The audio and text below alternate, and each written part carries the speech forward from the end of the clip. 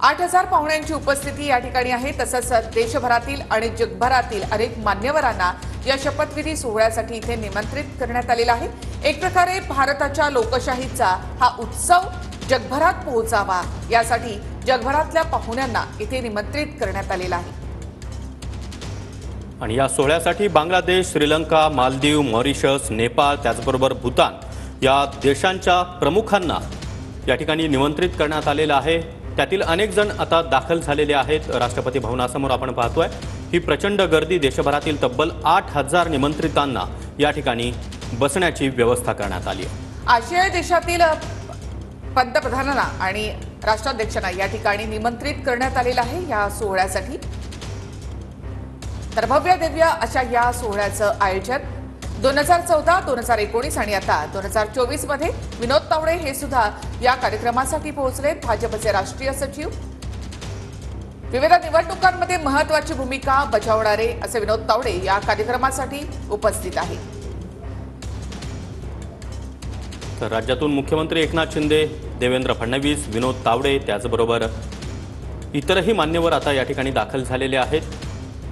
महाराष्ट्रातून प्रतिष्ठित व्यक्ती, कलाकार आणि उद्योगपतींना देखील या सोहळ्यासाठी निमंत्रित करण्यात आलेलं आहे। कला क्षेत्रातील अनेक दिग्गजांना देखील या सोहळ्याचं निमंत्रण देण्यात आलेलं आहे। त्यामध्ये राजू हिराणी हे देखील आता या ठिकाणी पोहोचलेले आहेत। सुनील तटकरे, राष्ट्रवादी काँग्रेसचे अजित पवार गटाचे नेते हे देखील आता दाखल झालेले आहेत। नक्कीच आणि वसुंधरा राजे या देखील या सोहळ्यासाठी आता इथे दाखल झाल्यात। अजित पवार, सुनील तटकरे, धनंजय मुंडे या सोहळ्यासाठी या ठिकाणी दाखल झाले। अजित पवारांच्या पक्षाला इथे मंत्रिपद मिळालं नाही। राज्यमंत्रीपदाची ऑफर त्यांनी नाकारली। कॅबिनेट मंत्रिपद द्या अशी मागणी त्यांनी केली आहे। तर इथे वसुंधरा राजे आपण पाहतोय की त्यांचं देखील इथे आगमन झालेलं आहे। तर अजित पवार, धनंजय मुंडे, सुनील तटकरे या कार्यक्रमासाठी आता इथे दाखल झाले। गौर करना भी जरूरी है और जिनको जानना भी बेहद जरूरी है। तर महाराष्ट्राचे मुख्यमंत्री एकनाथ शिंदे, उपमुख्यमंत्री देवेंद्र फडणवीस आणि उपमुख्यमंत्री अजित पवार हे देखील आता नरेंद्र मोदी यांच्या शपथविधी सोहळ्यासाठी दाखल झालेले आहेत। अजित पवार यांच्यासोबत खासदार सुनील तटकरे त्याचबरोबर मंत्री धनंजय मुंडे हे देखील आपल्याला पाहायला मिळत आहे।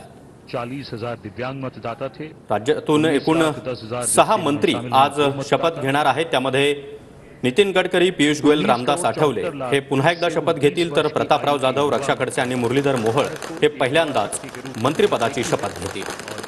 तर नरेंद्र मोदी तिसऱ्यांदा पंतप्रधान पदाची शपथ घेणार आहेत आणि मुंबईमध्ये फटाके फोडून केला जातोय। तसंच काही वेळापूर्वीच चंद्रशेखर बावनकुळे यांनी म्हटलं होतं की 6 वाजल्यानंतर राज्यभरातल्या जिल्ह्यांमध्ये हा सोहळा अशा प्रकारे साजरा केला जाणार आहे। करने की सुविधा भी प्रदान की गई। तर इथे दृश्य पाहतोय आपण राष्ट्रपती भवनाच्या बाहेर। हरदीप सिंह पुरी हे देखील आज या ठिकाणी अनुप्रिया पटेल या देखील या कार्यक्रमासाठी आणि त्या मंत्री म्हणून या ठिकाणी शपथ घेणार आहेत। बनने वाली है उनके चेहरे। बॉलीवुड के दिग्गज अभिनेता अक्षय कुमार देखील या कार्यक्रमासाठी आता उपस्थित आहे। उनके साथ प्रसार भारती के चेयरमैन नवनीत सहगल भी थे। ये हैं धर्मेंद्र प्रधान तसंच महादेव जानकर हे देखील या कार्यक्रमासाठी आता उपस्थित आहेत। अक्षय कुमार देखील या कार्यक्रमासाठी इससे पहले भी मोदी सरकार में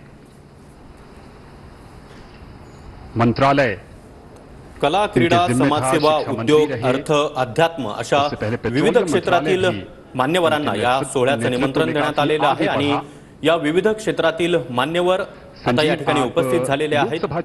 राष्ट्रपती भवनासमोर अगदी पाऊण तासामध्ये पंतप्रधान नरेंद्र मोदी हे सलग तिसऱ्यांदा या ठिकाणी शपथ घेतील आणि त्यांच्यासोबत इतरही मंत्री आज शपथ घेणार आहेत।